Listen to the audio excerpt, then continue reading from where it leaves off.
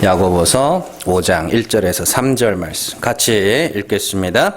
들으라, 부한 자들과 너희에게 임할 고생으로 말미암아 울고 통곡하라. 너희 재물은 썩었고 너희 옷은 좀 먹었으며 너희 금과 은은 녹이 쓸었으니 이 녹이 너희에게 증거가 되며 불같이 너희 살을 먹으리라.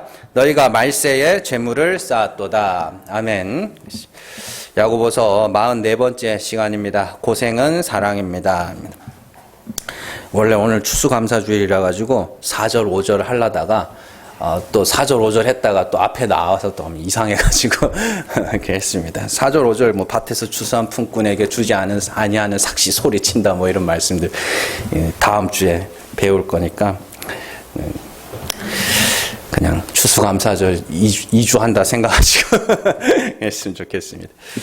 네, 오늘 우리가 계속해서 성경에서 말하는 재물에 관해서 살펴보도록 하겠습니다. 지난 시간에는 우리가 대략적인 내용들을 살펴봤습니다. 하나님은 가난한 자를 믿음에 부요하게 하셔서 하나님의 나라를 유업으로 물려주시는 분이죠. 가난, 성경에서 말하는 가난이라는 건 하나도 없는 가난입니다. 저 사람보다 내가 가난해, 그런 가난이 아니라 하나도 없는 거예요. 내 것이 하나도 없는 그 상태를 가난이라고 해요. 그래서 가난이라는 단어도 두 가지 단어가 있습니다. 푸토커스, 페네스 이렇게 두 단어가 있는데 다 그 하나도 없는 그 가난이에요. 그래서 가난한 자를 믿음에 부요하다라는 건 내게 의지할 것이 하나도 없는 상태, 그걸 가난이라고 이야기를 하고 그 상태에서 우리의 믿음과 소망이 온전히 하나님께로만 향해 있는 그 상태를 믿음에 부요하다라고 이야기를 하는 것이죠. 그래서 하나님께서 그렇게 구원하시는 이유는 하나님이 구원하셨음을 찬송하며 그 하나님의 은혜에 감사하도록 하기 위함입니다. 그래서 구원받은 자들에게는 어떠한 자랑도 없어야 하며 구원이 오직 하나님과 어린 양께 있음을 찬송하도록 하기 위해서, 그게 온전한 찬송이에요.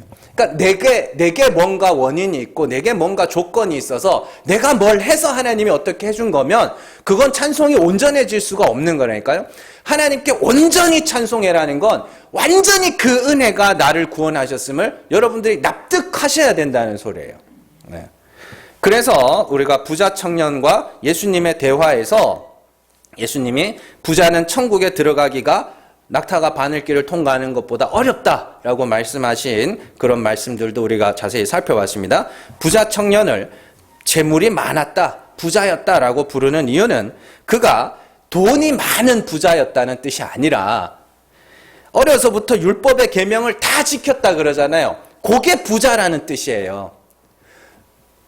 그게 부자라는 뜻이에요. 자기는 하나도 율법 앞에서 거리낌이 없을 정도로 율법을 잘 지켰다는 소리거든요. 그게 재물이 많다라고 이야기를 하는 겁니다. 그래서 예수님이 부자는 천국에 들어가기가 어렵다라고 말씀하실 때 제자들이 깜짝 놀라죠. 왜 깜짝 놀랐어요? 아니 저렇게 율법을 잘 지킨 저 청년이 천국에 못 가면 도대체 누가 갑니까? 그런 놀람이라니까요. 자, 그래서 또 땅의 보물과 하늘의 보물에 대한 말씀에서도 땅의 것이 좀 먹고 녹이 쓸어서 그 보물이 없어져야 비로소 하늘의 보물로 오신 예수 그리스도가 보물로 보이게 될 것이다. 그런 이야기도 우리가 살펴봤습니다. 그래서 택하신 자들에게만 그리스도는 보배로운 돌로 보이고 택하신 밖에 있는 자들에게는 예수 그리스도는 건축자의 버린 돌, 거치는 돌, 넘어지게 하는 바위 이렇게밖에 안 보인다는 소리예요. 그러니까 예수를 암만 전해도 하나님이 택하신 자들이 아니면 그걸 보배로 여기지 못한다는 이야기입니다. 그래서 하나님이 그 말씀, 베드로 전서 말씀에 보면 뒤에 뭐가 하나님이 이렇게 정하신 것이라 라고 붙어 있어요, 거기에. 참, 그래서 구약에서도 아브라함이 건축자들의 나라, 바벨론, 갈대아, 거기가 바벨론이란 말이에요. 거기서 하나님이 가나안으로 이동시키시고 이스라엘 백성 역시 애굽에서 건축자의 삶을 살다가 가나안으로 이동시켜서 하나님이 거저 주시는 것을 누리게 하시는 그런 것이 구원이다라는 것을 구약에서 살펴봤죠. 자, 오늘은 그런 이야기들을 오늘 말씀을 한 절 한 절 해석해 나가면서 야고보가 무슨 말을 하고 있는지를 살펴보도록 하겠습니다. 먼저 1절에서 야고보는 성도들을 부한 자들이라고 부르고 있습니다. 여기 부한 자들은 성도 아닌 사람 보고 말하는 거 아닙니다. 야고보가 지금 야고보서를 쓰고 있는 대상은, 이 편지는 교회들에게 쓰는 거예요. 근데 교회들이 지금 부자가 되어 있다는 소리입니다. 그래서 들으라 부한 자들아 이렇게 이야기해요. 앞서 4장에서 야고보는 성도들을 향해서 가늠한 여인들이라 불렀고, 또한 들으라 장사하여 이익을 보는 자들이라 이렇게 불렀습니다. 그리고 오늘 말씀에서 들으라 부한 자들아 라고 성도들을 부르고 있습니다. 그런데 야고보서 처음에는 성도들을 다르게 부르고 있었죠. 야고보서 1장 1절 같이 읽습니다. 하나님과 주 예수 그리스도의 종 야고보는 흩어져 있는 12지파에게 문안하노라. 자, 그래서 하나님과 주 예수 그리스도의 종 야고보는 흩어져 있는 12지파. 뭐예요? 이스라엘이잖아요. 12지파. 1장 초두에서는 성도들에게 흩어져 있는 12지파라고 부르던 야고보가 4장과 5장에서는 가늠한 여인, 장사하여 이익을 보는 자, 부한 자라고 부르고 있죠. 흩어져 있는 12지파는 영적 이스라엘인 교회, 육적 이스라엘 아닙니다. 영적 이스라엘인 교회를 상징하는 숫자들이고, 이처럼 이스라엘을 12지파, 영적 이스라엘인 12지파라고 부르던 야고보가 성도들을 가늠한 여인, 장사하여 이익을 보는 자, 부한 자라고 부르는 이유는 그들이 지금 이스라엘답게 못 살고 있다는 뜻이에요. 이스라엘답게 못 산다고요. 그러면 이스라엘다운 게 뭐예요? 이스라엘다운 거. 뭐예요? 여기 뭐예요? 하나님만 의지하는 거지. 예. 자, 한 가지만 구약에서 예로 들어서 살펴보면, 구약에서 이스라엘에게 하나님은 너희가 왕을 세울 때 3가지를 조심해라 라고 말씀하십니다. 첫 번째는 병마, 말을 많이 두지 말고, 두 번째는 많은 아내를 두지 말고, 세 번째는 은금을 많이 쌓지 말아라 이렇게 이야기를 합니다. 이 계명의 진의가 뭐냐면, 너희는 여호와 하나님 외에 너희가 스스로 의지할 것들을 만들지 말라는 이야기예요. 그래서 전쟁을 하기 위해서는 뭐가 필요해요? 병마가 필요하죠. 말과 병거가 필요하죠. 그리고 다른 나라와의 외교를 위해서 정략 결혼이 필요하다고요. 그래서 많은 아내를 두는 이야기가 나오고, 그리고 국가의 운영을 위해서는 많은 은금이 필요하잖아요. 그래서 이 3가지를 정확하게 어긴 왕이 솔로몬이에요. 네. 솔로몬은 성전 지을 지혜만 하나님으로부터 받은 지혜지 나머지는 다 사람의 지혜란 말이에요. 그래서 솔로몬에게 와서 하나님이 몇 번이나 그러지 말아라 이야기를 한다고요. 그러니까 솔로몬, 우리가 막 그런 거 솔로몬이 복을 많이 받아서, 그건 복이 아니에요. 하나님 입장에서는 저주라고요, 그게. 그런 것들이 도리어 이스라엘에 의지하는 바가 되면 하나님의 은혜를 필요로 하지 않기 때문에 너희가 의지할 만한 것들을 너희에게 두어서는 안 된다라는 내용이 그 율법의 계명의 진의란 말입니다. 결국 이스라엘답다는 거는 한마디로 요약이 돼요. 너희가 하나님 외에 의지할 것이 있어서는 안 된다. 그게 이스라엘다운 거예요. 마찬가지로 구약의 이스라엘에 빗대어 야고보가 지금 성도들에게 하고 있는 말은, 너희의 믿음과 소망이 하나님께만 있어야 하고 너희의 자랑이 오직 예수 그리스도의 십자가여야 하는데, 너희가 의지할 만한 너희의 것을 쌓아가고 있구나.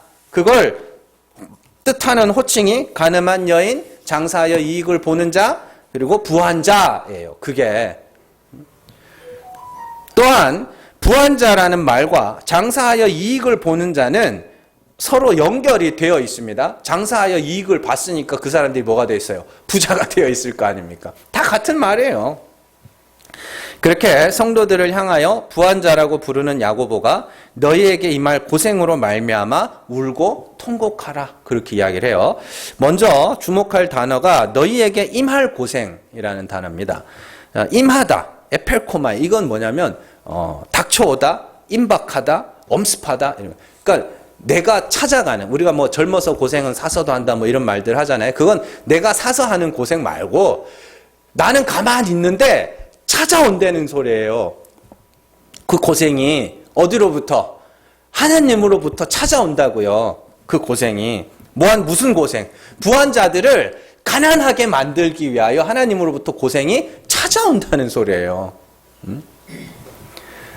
앞서 야고보는 가난한 자가 믿음에 부여하여 하나님의 나라를 유업으로 물려받게 된다. 그렇게 말씀했죠. 야고보서 2장 5절 같이 읽습니다.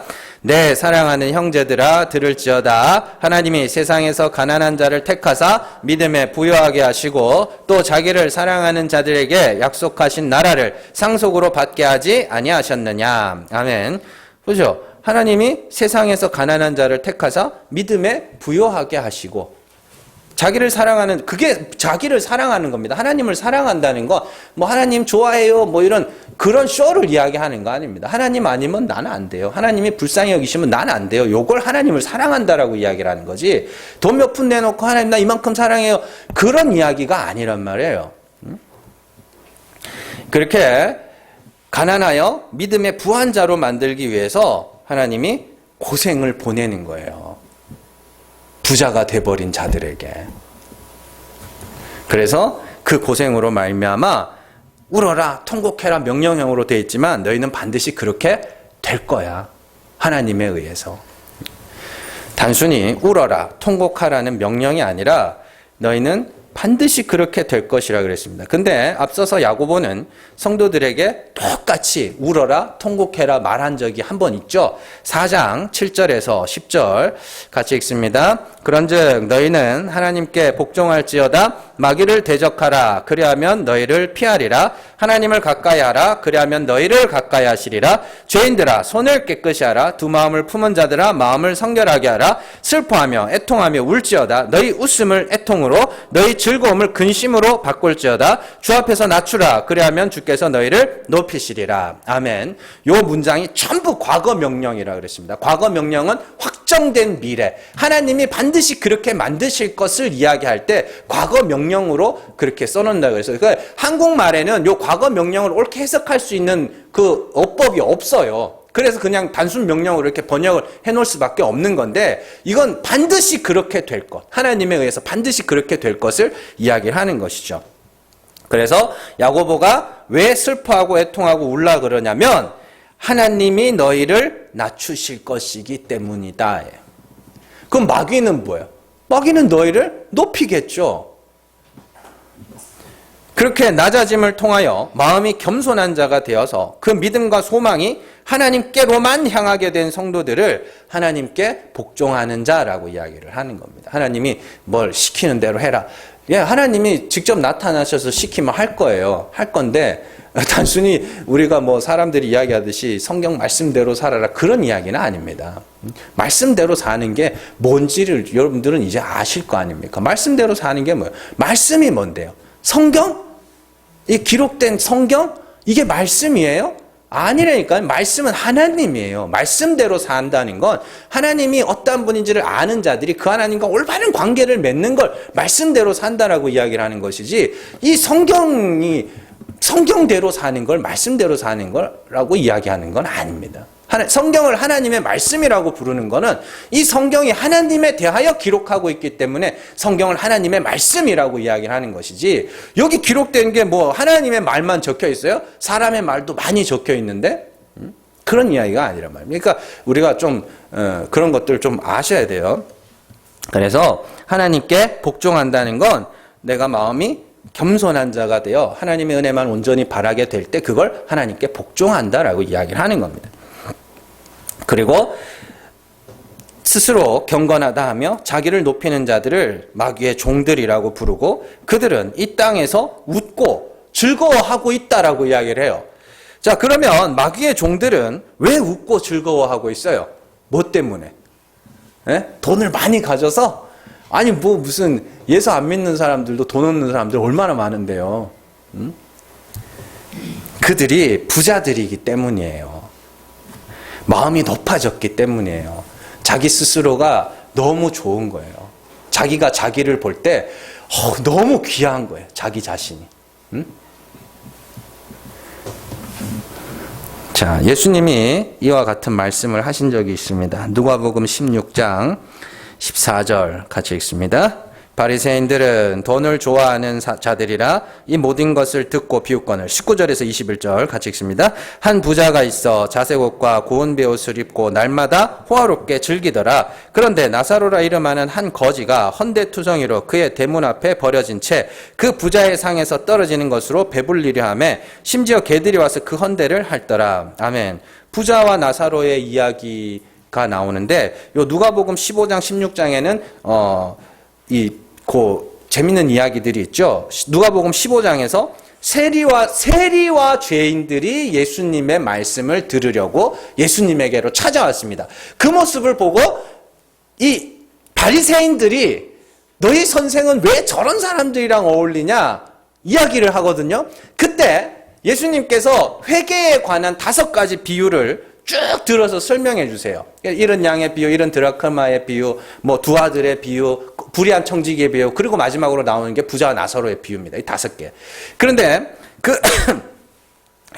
그 가운데 5번째 비유가 부자와 나사로의 비유고요. 그리고 그 4번째 비유인 불의한 청지기의 비유에서 그 비유를 쭉 설명하는 과정에 그 14절에 우리가 읽었던 바리새인들은 돈을 좋아하는 자들이 이렇게 해놨죠. 그래서 이런 것들을 보면서 우리가 바리새인들은 겉으로는 경건하면 척하면서 뒤로는 돈 챙기던 그런 사람들이라고 안 그랬습니다.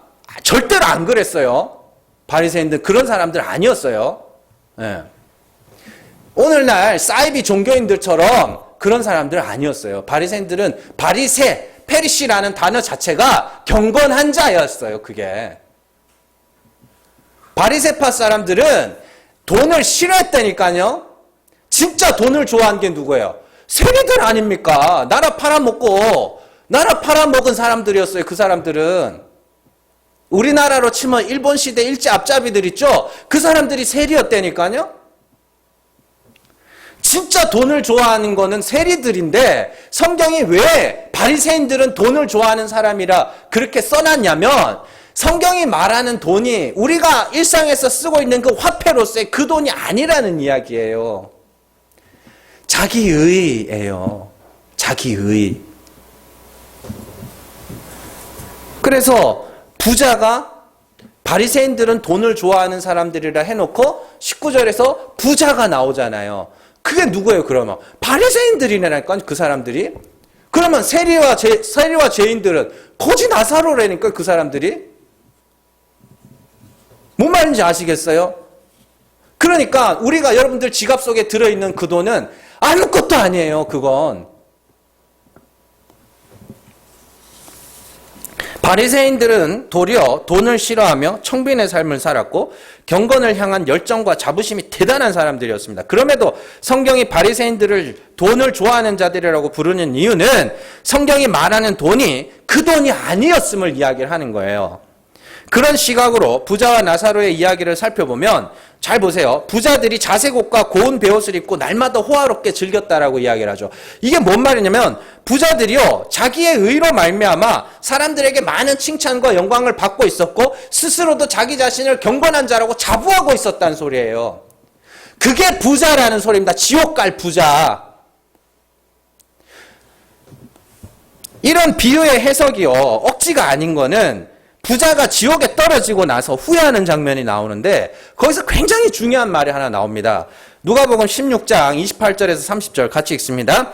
내 형제 5이 있으니 그들에게 증언하게 하여 그들로 이 고통받는 곳에 오지 않게 하소서. 아브라함이 이르되 그들에게 모세와 선지자들이 있으니 그들에게 들을지니라. 이르되 그렇지 아니하니이다. 아버지 아브라함이여 만일 죽은 자에게서 그들에게 가는 자가 있으면 회개하리이다. 아멘.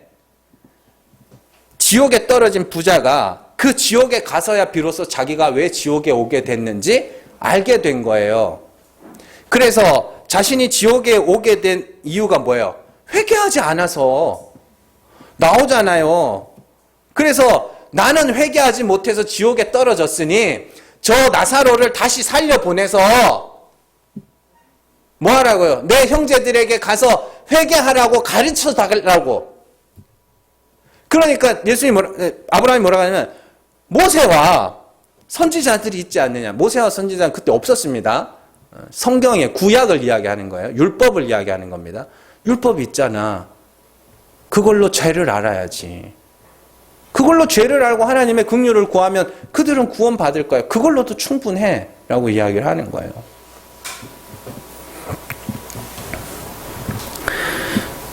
그러니까 부자는 회개하지 않은 자, 거지 나사로는 회개한 자. 세리와 죄인들이 자신의 죄를 보게 되는 거예요. 하나님이 보게 하시는 거예요. 그래서 그들은 울며 애통하는 거예요. 그래서 예수님이 비유로 말씀하시잖아요. 성전에서 바리새인과 세리가 기도하죠. 그래서 세리가 주여 나는 죄인이로소이다. 나를 불쌍히 여기소서. 그들을 보시고 예수님이 저 사람이 의롭다함을 받고 돌아갔다라고 이야기해요. 바리새인 나는 일회에 2번씩 금식하고 소득의 11조를 내고 가는 것 토색과 불의를 행하지 아니하였고 저 세리와도 같지 않음을 감사하나이다. 자기 의로 말미암아 감사하는 거예요. 내가 이렇게 선한 사람이라니. 그게 부자라고요. 그래서 부자들이 기뻐하는 이유가 내가 너무 기특한 거예요. 네, 막 쓰담쓰담 이렇게 너 너무 착하구나. 너는 너무 신실하구나. 경건하구나. 근데 하나님이 그렇게 되게 놔두지 않으신다는 소리예요. 너 그런 사람 아닌데 내가 애초에 그렇게 만들지 않았는데 왜 스스로 속이고 있냐? 너는 내 은혜가 아니면 구원받지 못할 자여야 되는데 왜 이렇게 자기를 속이고 있어? 그래서 오늘 말씀으로 다시 돌아와서 그러면 하나님께서 성도들에게 임하게 하실 고생이 뭐냐? 그들을 회개케 하는 거예요. 자신의 죄를 보게 하는 것이며 자신의 불의함을 보게 하는 고생입니다. 인간들이 자신의 죄를 알게 되고 보게 되는 데에는 굉장히 많은 방법이 있을 수 있어요. 특별하게 이것만 갖고 이렇게 한다라고 특정 지을 수 없을 정도로 어느 날 가만 앉아 있다가 깨닫게 되는 경우도 있고 또 뭐 요즘에 유행하는 뭐 미러링이라 그러죠. 나랑 똑같은 인간을 보면서 또 깨닫게 될 때도 있고 그런 방법은 굉장히 많아요. 그러나 중요한 것은 하나님이 어떠한 방법을 써서라도 절대로 택하신 자들을 부자로 살게 놔두지 않으신다는 겁니다. 반드시 그들을 가난한 자로서 믿음에 부여한 자로 만드신 후에 하나님의 나라를 유업으로 주시는 분이에요. 그래서 어떤 사람들은 이렇게 이야기를 하면 그런 말을 합니다. 그리스도로 말미암아 이미 죄사함 받았는데 예수님이 영단번에 완전한 죄사로 우리의 죄를 사하셨는데 맞아요. 누가 그거 아니래요? 근데 그리스도께서 사하신 그 죄가 얼마나 많은 죄를 사하셨는지 알아야 될 거 아닙니까? 그래야 여러분들 안에서 감사가 나올 거 아니냐고요. 죄를 모르는데 은혜를 어떻게 알아요? 그래서 하나님이 우리의 죄를 끊임없이 폭로시켜 내시고 그래서 사도 바울이 그러잖아요. 그냥 수시로 날마다 죽는다. 그리스도의 고난이 수시로 내게 닥쳐온다. 그 그리스도의 고난이 뭔데요 도대체? 내가 죽어야 할 죄인임을 수시로 하나님이 깨닫게 하시는 거예요. 그래서 그걸 사형 선고를 받은 자처럼 되었다라고 이야기를 하는 거예요. 자기가 사형 선고를 받은 자처럼 십자가에 마땅히 죽어야 될 저주받을 죄인처럼 끊임없이 찾아와서 하나님이 낮추어 가시는 거예요. 가난한 자로 하나님만 의지하는 자로 만들기 위해서 계속해서 그렇게 찾아오신다는 이야기.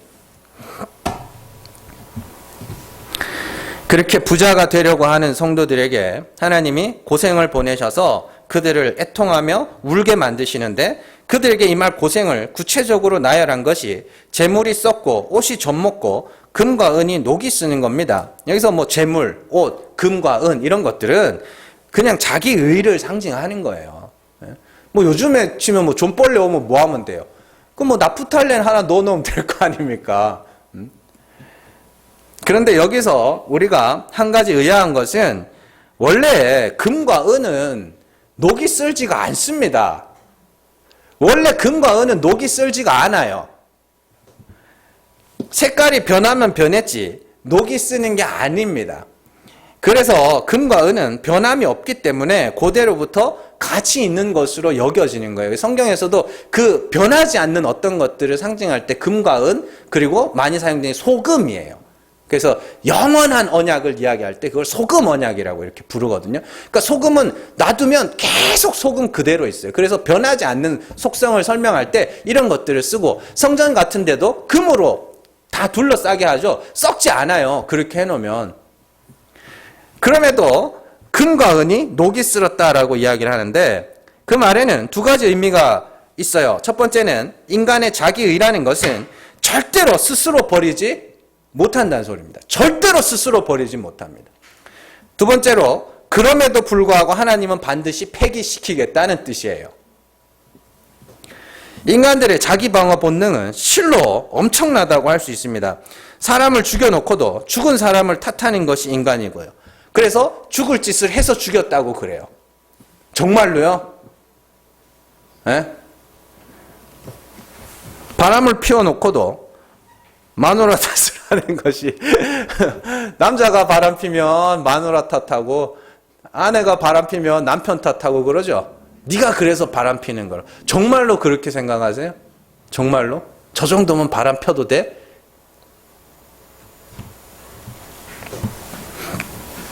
그래서 저는 개인적인 견해입니다. 그래서 하늘이 무너져도 솟아날 구멍이 있다, 뭐 그런 말들 하잖아요. 저는 그걸 좀 다르게 봐요.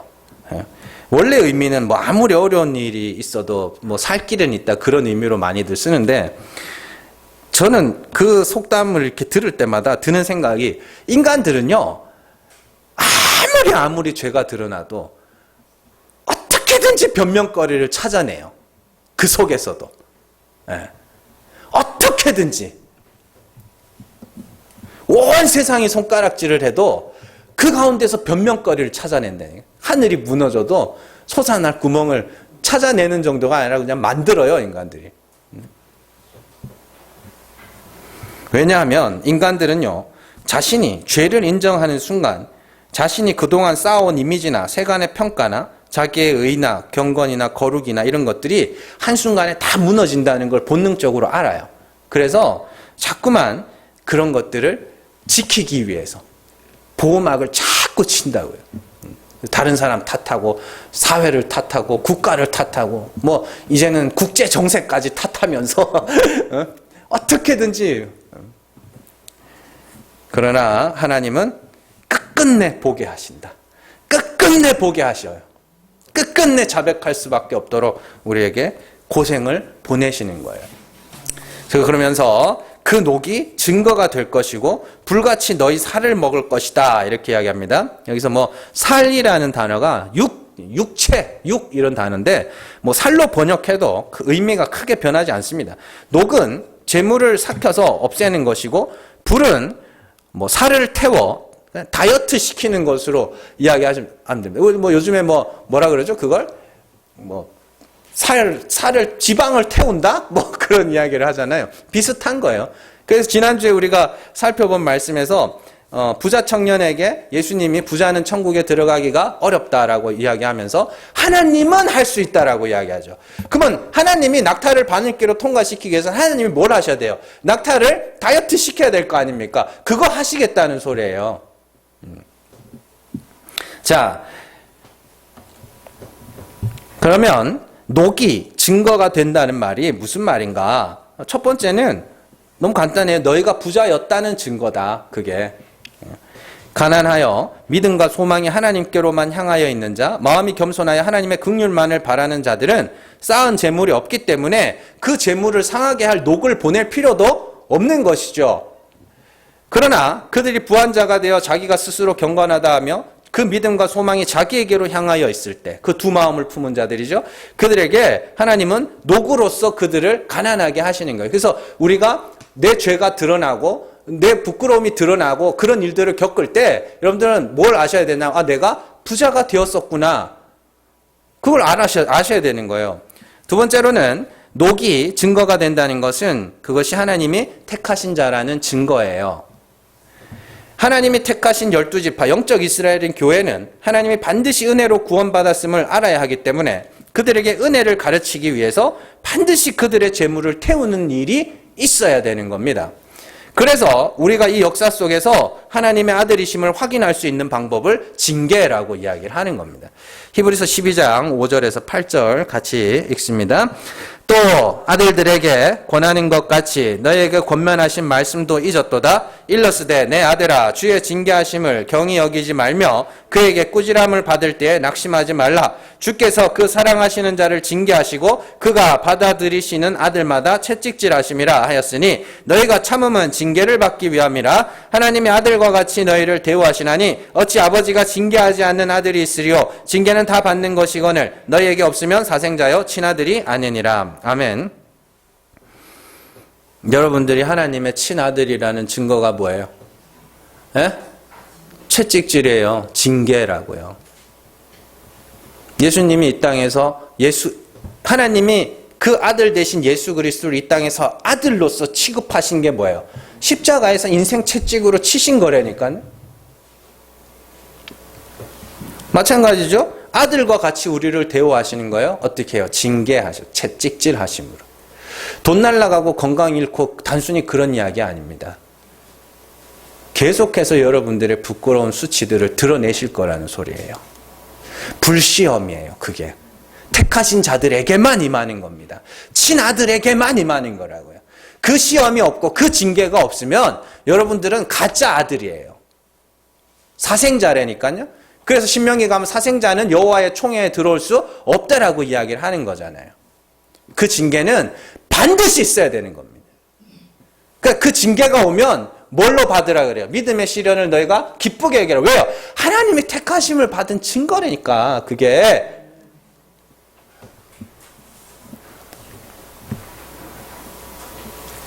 그래서 오늘 말씀해 보면 너희에게 임할 고생, 재물을 없애는 녹, 그것이 너희의 뭐라고요?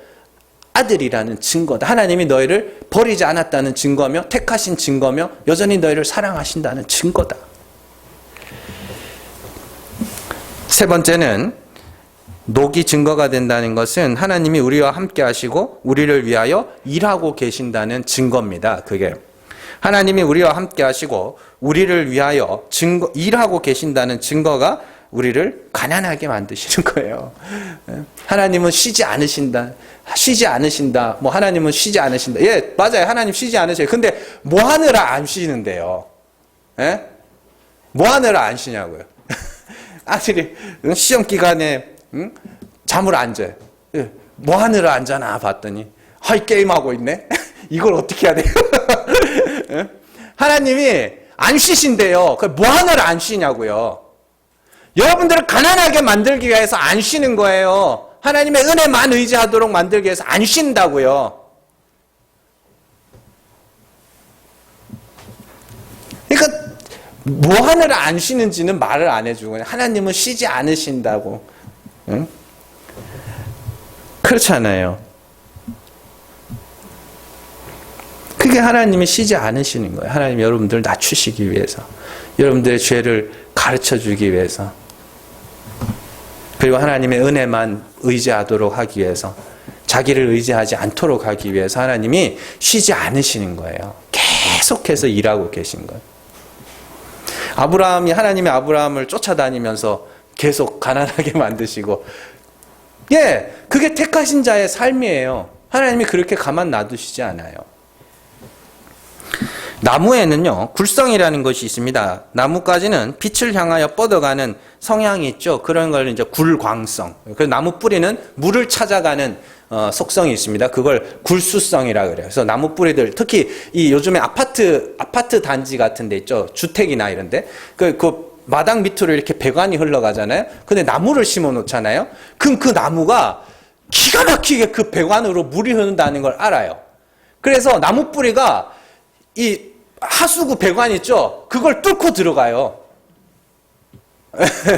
그래가지고 막 그 하수구 뚫는 그런 사람들이 아파트 같은 데 가가지고 막 파보면 이 이따만한 파이프에 나무 뿌리가 꽉 차 있어요. 그 안에. 뿌리가 그리 자라가지고. 건물도 마찬가지. 건물 안에도 물이 이렇게 흐르잖아요. 나무, 이렇게 어떤 집에는 옥상에 나무가 자랐어요. 어디서 씨가 날라왔나 봐. 나무가 자랐는데 위로 자란 거는 얼마 안 되는데 얘가 뿌리가 내려가지고 건물을 뚫고 들어가가지고 정확하게 수도관, 하수구관 뚫고 들어가가지고 그걸 막고 있어요, 거기를.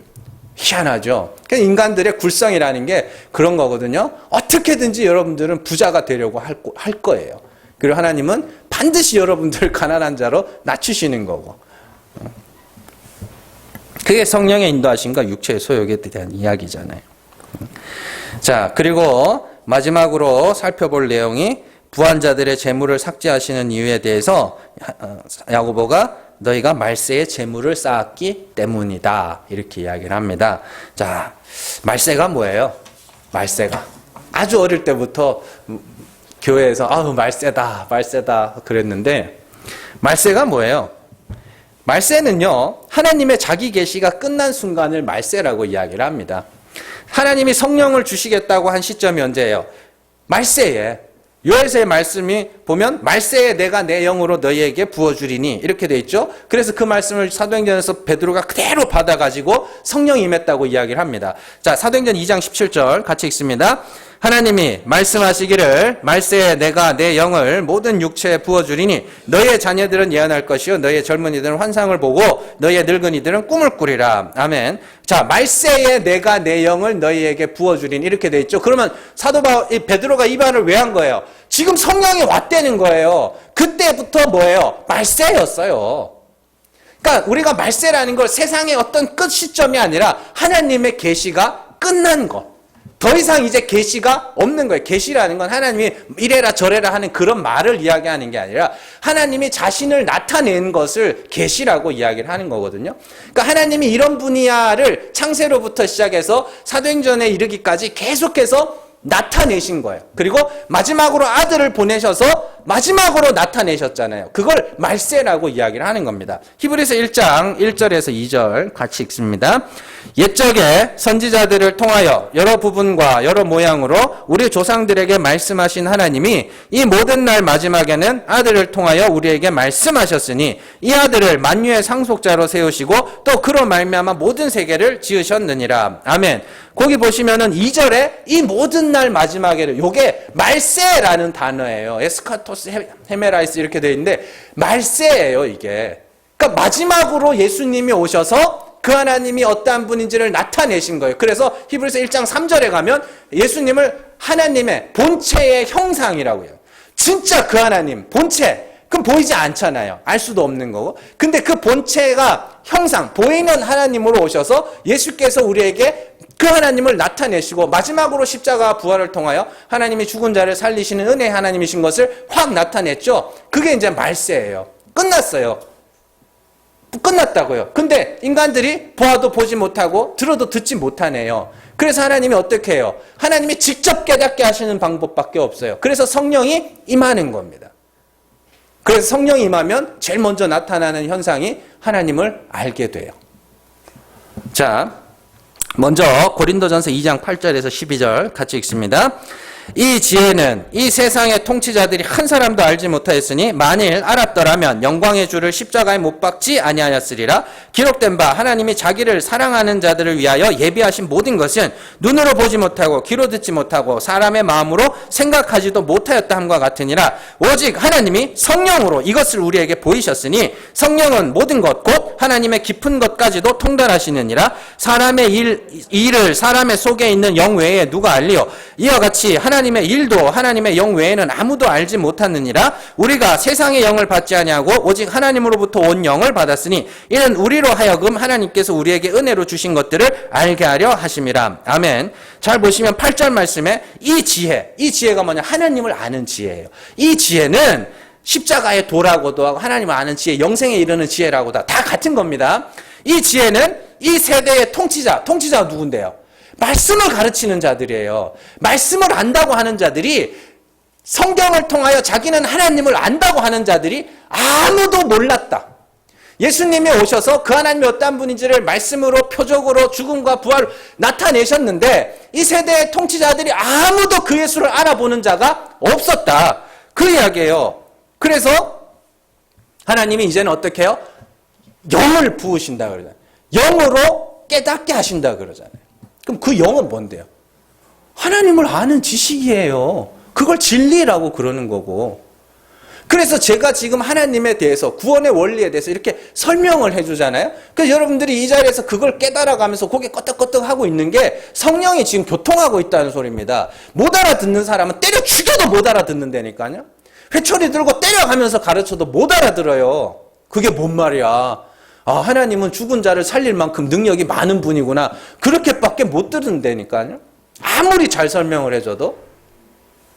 그래서 잘 보시면 그 뒤에 자 12절 우리가 세상의 영을 받지 아니하고 오직 하나님으로부터 온 영을 받았으니 이는 우리로 하여금 하나님께서 우리에게 은혜로 주신 것들을 알게 하려 하십니다. 이렇게 돼 있죠. 자 세상의 영은 뭐고 하나님으로부터 온 영은 뭐예요? 세상의 영은 뭔데요? 아 세상에는 뭐가 시커먼 게 막 돌아다니다가 우리에게 막 슉 들어가가지고 사람을 막 이상하게 만들고, 응? 하나님으로부터 온 영은 막 허연 게 막 이래가지고 좀 상상해서 깨어나세요. 세상으로부터 온 영은 세상이 알고 있는 하나님. 인간들이 하나님이 나타내시기 전에 인간들이 상상하고 추측하던 그 하나님 있잖아요. 그래서 길거리 지나가면서 하나님, 신 한번 물어보세요. 다 똑같습니다. 생각하는 게. 그런데 하나님으로부터 온 영이 뭐예요? 하나님이 직접 우리에게 나타내신 거예요. 그 하나님이 어떠한 분인지 깨닫게 하신 거예요. 그래서 성령으로 말미암지 않고는 누구도 그리스도를 주라 할 자가 없다. 주가 뭐예요? 그리스도를 주라 하는 게 뭔데? 아, 그리스도께서 나타내신 하나님이 참 하나님이죠. 요걸 그리스도를 주라 고백한다고 이야기를 하는 겁니다.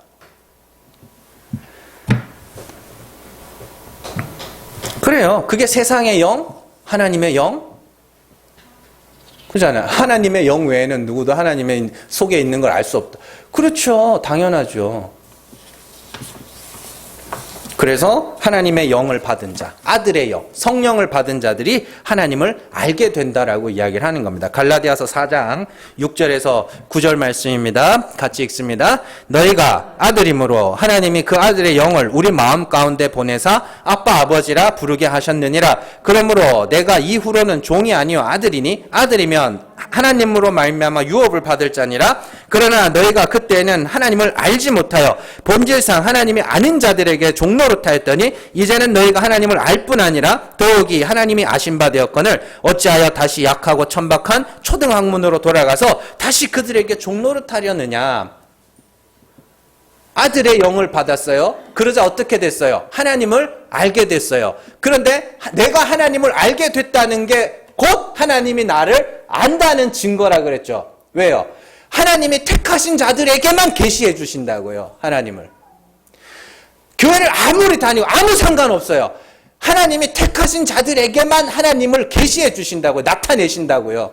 그렇기 때문에 당연히 내가 하나님을 알게 됐다는 것 자체가 하나님이 나를 아신다는 거죠. 그래서 그들은 다시는 뭘 안 한다 그래요? 다시는 종노릇하지 않는다. 종노릇이 뭔데요? 율법 아래서 자기 힘으로 영생에 이루고자 하는 율법의 종. 그걸 뭐라고 하면 본질상 하나님이 아닌 자들에게 종노릇한 거. 그러니까 말세가 성령이 임하면 그때가 말세라는 게 뭐냐면 마지막으로 예수 그리스도를 통하여 하나님의 어떤 분지를 나타내셨어요. 그리고 아무도 몰라봤어요. 아무도 몰랐어요. 그리고는 그렇지. 너희가 스스로 알 수 없어. 그러니까 내가 이제부터 뭐 하겠다고요? 알게 해줄게. 깨닫게 해줄게. 그리고는 성령이 택하신 자들에게만 탁탁탁탁탁탁 이렇게. 그러면 설교하는 사람, 전도하는 사람은 뭐예요? 하나님이 그냥 쓰시는 도구예요. 우리는 그냥 말을 전할 뿐입니다. 하나님이 이런 분이야 라고 말할 뿐이에요. 그러면 그 말을 하면 택하신 자들만 알아듣는단 말이에요. 그래서 성령이 너의 믿음이 사람에게 있지 아니하고 하나님의 능력에 있게 하기 위하여 하나님이 전도에 미련한 방법으로 너희를 구원하시기를 기뻐하셨다라고 이야기를 하는 겁니다. 그러니까 성령 받았나 안 받았나 되게 궁금해하죠. 성령 받은 증거가 뭡니까? 아, 삶이 변합니다. 여러분들 길 가다가 사고 한 번만 당해도 사람이 변해요. 예? 그 텔레비전에도 가끔 나오더만요. 모 변호사님, 예? 교통사고 전문 변호사 되게 유명한 사람이 있어요. 그분이 자기는 운전을 안 한대요. 변호사인데 돈도 많이 벌고 유명하니까 돈을 얼마나 많이 벌겠어요. 근데 운전을 안 한대요. 왜냐하면 하루에도 수십 건씩 교통사고 나는 것만 계속 보니까 무서워서 도로에 나갈 수가 없대요. 네.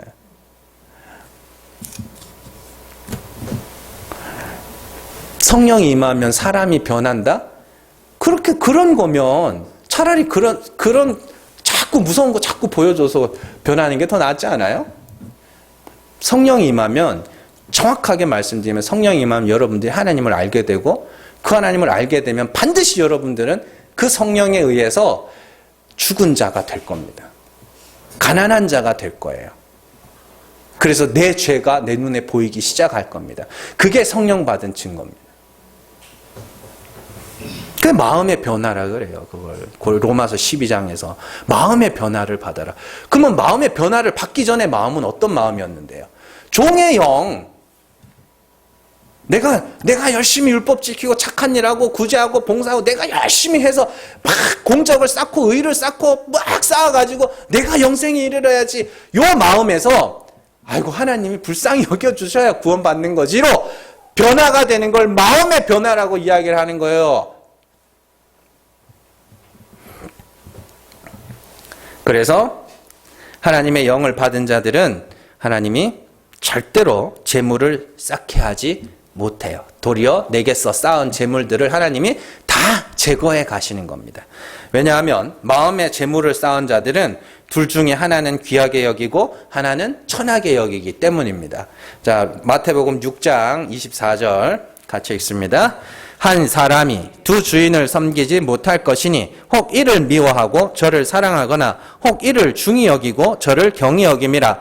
너희가 하나님과 재물을 겸하여 섬기지 못하느니라. 아멘. 이것이 단순히 눈에 보이는 돈에 대한 이야기라면 우리는 하나님과 재물을 겸하여 섬길 수 있습니다. 여러분들 이런 말씀들 하면서 돈을 섬기면 안 된다. 한번 물어보자고요. 돈을 어떻게 섬겨요? 네? 제가 지난주엔가도 말씀드렸는데 돈을 집에 이렇게 상을 만들어 놓고 거기다 돈을 올려 놓고 막 비나이다 돈님이시여 뭐 이래요? 아니면 돈 앞에서 막 기도해요? 돈을 어떻게 섬기냐고요? 기껏해서 하는 것이 돈 번다고 교회 안 나오는 걸 돈 섬긴다고 그러는데 그럼 몸 아파서 교회 안 나오면 몸 섬기는 거예요? 생각을 해보시라고요. 여러분들이 섬길 수 있는 건 딱 둘입니다. 하나님, 나.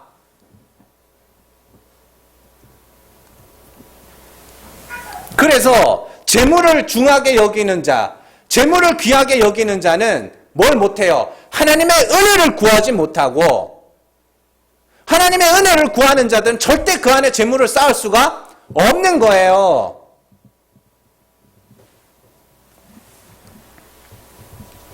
그런 거 아닙니까? 그렇다고 또 회사 간다고 교회 빠지지 마시고 교회 빠지면 여러분들 손해입니다. 네. 나의 많은 행위와 하나님의 은혜는 공존할 수가 없다라는 뜻이에요. 그래서 천국에서 상급론 이야기하는 사람들을 싹 다 가짜라고 이야기를 하는 겁니다. 공존할 수가 없어요. 거기는 내가 산 자가 되느냐? 나는 죽고 하나님의 은혜로 산 자가 되느냐? 뭔 말인지 아시겠어요? 내가 의로운 자가 되느냐? 나는 불의하나 하나님의 은혜로 의롭다 하심을 받느냐? 내가 강한 자가 되느냐? 나는 약하나 하나님의 은혜가 나를 강하게 하시느냐? 그 이야기인데 그러면 내가 의롭고 내가 살고 내가 강함이 되면 어떻게 그 하나님의 은혜가 되겠느냐고요. 거기서.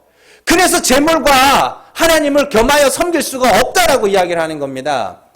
그래서 하나님이 그렇게 되면 안 되니까 하나님이 택하신 자들에게 끊임없이 고생을 보내셔서 불시험을 통하여 내가 부족한 자구나, 내가 연약한 자구나, 내가 죄인이었구나. 그게 여러분들이 하나님께 택함 받은 증거이며 성령이 여러분들 안에 있다는 증거고 하나님이 여러분들을 위하여 쉬지 않고 일하신다는 증거란 말입니다. 그래서 고생이 사랑이라 그러는 거예요. 고생이.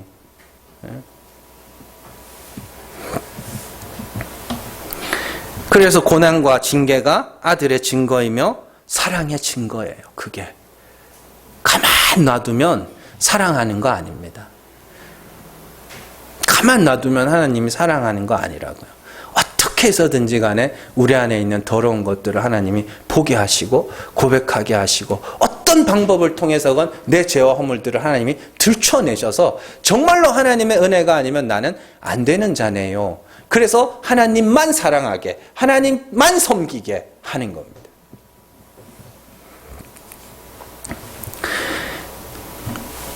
그래서 여러분들이 하나님이 치고 들어오셔서 여러분들의 부끄러운 모습과 죄악들을 막 드러내실 때, 아, 내가 부자가 되어 있었구나. 그리고 그건 하나님이 하시는 일이기 때문에 내가 나서서 하겠다고 절대로 하지 마세요. 제발. 죄를 깨닫게 해야지. 내가 저 사람의 죄를 깨닫게 해야지. 가서 말해보세요. 싸움 나지. 진짜 막 심심해가지고 오늘 한번 싸워봐야 되겠다 싶은 사람들 아니면 함부로 그렇게 하는 거 아닙니다. 하나님이 하시는 거예요. 하나님이 그러한 은혜의 삶을 가끔씩 실제로 경험하게 하실 때가 있습니다. 아무것도 못하게. 그냥 기도 외에는 아무것도 할 수 없도록 하나님이 그렇게 찾아오셔서 그 정도로 실제로 그런 삶을 겪게 하실 때가 있어요. 그리고 거기서 아이고 하나님 이거 어떻게 해요? 하나님 진짜 불쌍히 안 여겨주시면 어떻게 벗어날 방법이 없습니다. 그런 은혜의 삶을 하나님이 경험하게 하실 때가 있어요. 그래서 제가 참 오늘 감사하네요. 지난 2주간 동안 되게 많이 안 오셨는데 지난 2주간 뿐만이 아니라 한 2년 정도 굉장히 힘들었습니다. 성도들이 많이 나가고 또 여러 가지 일들, 또 성도들 아프신 분들도 막 여기저기서 생겨나고 또 들려오는 소식들이 좋은 소식이 한 번 없었어요. 그러니까 와가지고 내가 돈이 많아가지고 어려운 성도들 도와줄 수도 없고 또 어디 가가지고 사람들 데려다 앉혀놓으려고 해봐야 기술도 없고 그냥 할 수 있는 거라고는 기도하는 거, 설교 준비하는 거 그밖에 없는 인간이 할 수밖에. 그래서 가가지고 그냥 기도하다가 또 이제 기도하고 또 설교 준비하다가 한숨 푹푹 쉬다가 아이고 하나님 어떻게 해요? 그게 기도하게 하시는 거거든요. 그게 기도하게 하신다고 해서 내가 2시간 3시간씩 기도하는 거 아닙니다. 기도 외에는 할 수 있는 게 없도록 하나님이 몰고 가신다고요. 그래서 그 자리에서 아이고 하나님 좀 어떻게라도 좀 해주세요. 그랬는데 참 지난달부터 좋은 일들이 하나하나 놀랄만한 일들이 하나하나 생기기 시작하고 그래서 야 진짜 하나님이 하시는 거구나. 그런 것들을 이렇게 직접적으로 경험하게 하실 때가 있어요. 그럴 때 여러분들이 겸손해야 되는 거예요. 내가 기도했으니까 됐다? 거짓말들 하지 마시고 하나님이 기도 말고는 할 수 없도록 몰아붙이신 거라니까요. 그래서 하나님이 회복시켜 주실 때 진짜 감사 외에는 온전한 감사와 찬송 외에는 할 수 있는 것이 없도록 진짜 그걸 경험하게 하실 때가 있다니까요. 그걸 제가 작은 구원이라고 이야기를 하는 겁니다. 그래서 그런 일들을 겪으면서 또 한 번 하나님이 이런 분이구나. 하나님이 구원하셨고 하나님이 일하셨음을 알도록 하기 위해서 나를 완전한 무력한 자리로 몰고 가시는 분이구나. 또 한 번 삶을 통해서 배우는 것이고 또 길게 봤을 때 하나님이 끝까지 우리의 부족함과 연약함을 여러분들 다 겪게 하시고 정말로 마지막에 하나님 보좌 앞에 세우셨을 때 하나님이 나를 구원하셨습니다. 여러분들의 입술을 통하여 하나님을 향한 찬송과 감사가 온전하여지는 내게 어떤 자랑도 없고 온전히 하나님께 찬송과 감사로 예배하며 찬송하며 살아갈 그날들을 꿈꾸면서 여러분들 안에 정말로 좋은 일들, 감사할 일들이 풍성해지기를 주님의 이름으로 축원합니다. 기도하겠습니다.